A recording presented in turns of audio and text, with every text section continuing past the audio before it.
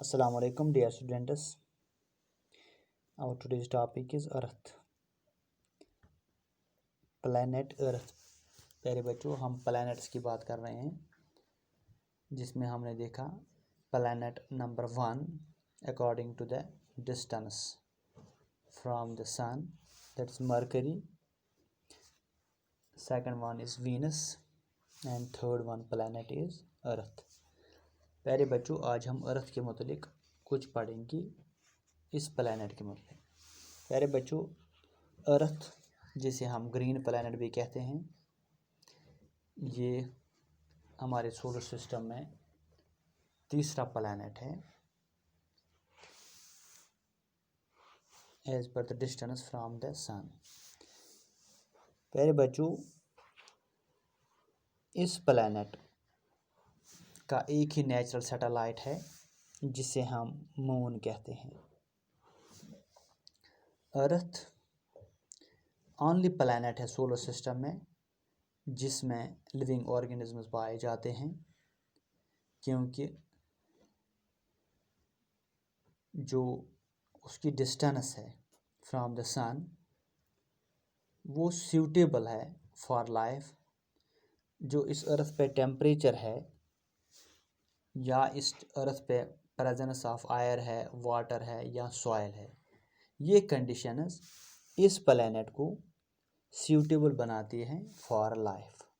इसीलिए हम देखते हैं इस एक प्लैनेट पे ज़िंदगी मौजूद है, क्योंकि इस पे ज़िंदगी गुजारने के सारे एसेंशियल कंडीशंस मौजूद हैं, जिनमें एयर है, वाटर है, सॉइल है, मॉडरेट टेम्परेचर है। प्यारे बच्चों, अगर हम साइज़ की बात करते हैं अर्थ की, अर्थ एक परफेक्ट स्क्वायर नहीं है, परफेक्ट स्फीयर नहीं है, ये समवट फ्लैटनड है। पोल्स पे ये फ्लैटनड है और बल्जड है एट द इक्वेटर। प्यारे बच्चों, एवरेज डायमीटर जो अर्थ का है दैट इज़ 12,800 किलोमीटर, जो एवरेज डायमीटर है अर्थ का। जो सरकमफ्रेंस है अर्थ का एट द इक्वेटर, प्यारे बच्चों, वो है 40,000 kilometre approximately, circumference of the earth at the equator.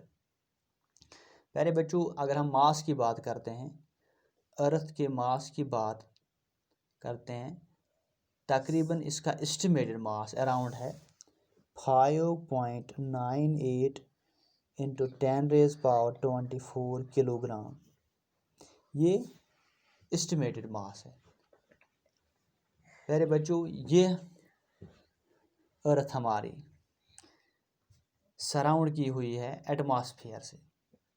एक ब्लैंकेट है इसके ऊपर एटमॉस्फेयर की, जिसमें हम देखते हैं तकरीबन 21% ऑक्सीजन मौजूद है, 78% अप्रॉक्सीमेटली नाइट्रोजन है, और बाकी गैसेस जिनमें carbon dioxide, ozone gas, argon है, वो 1% के बराबर है।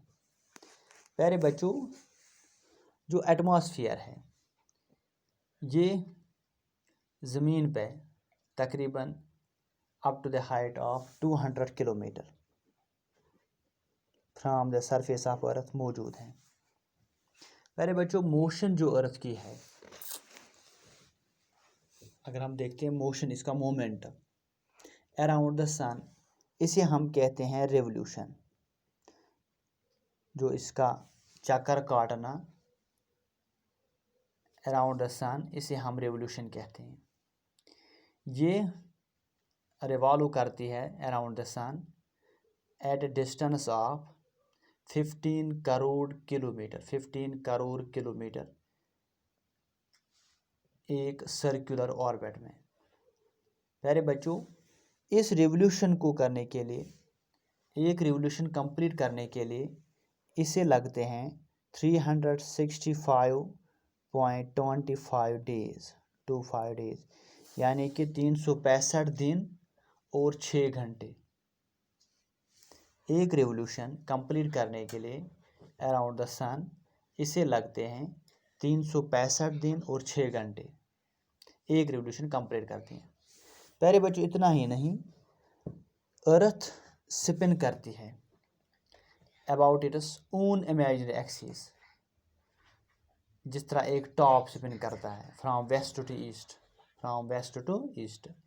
इस मोशन को जो ज़मीन अपने ओन एक्सिस पे करती है इसे हम कहते हैं रोटेशन, रोटेशन ऑफ अर्थ।